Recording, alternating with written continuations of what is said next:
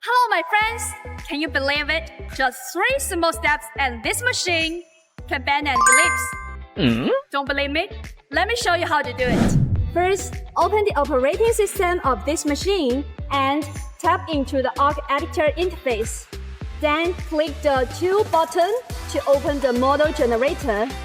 In this interface, you only need to input the length of the long axis and short axis. And then the operating system will automatically generate the program.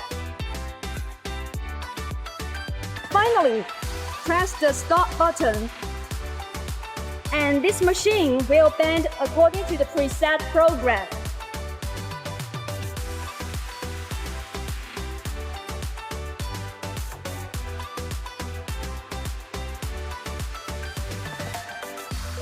Isn't it amazing?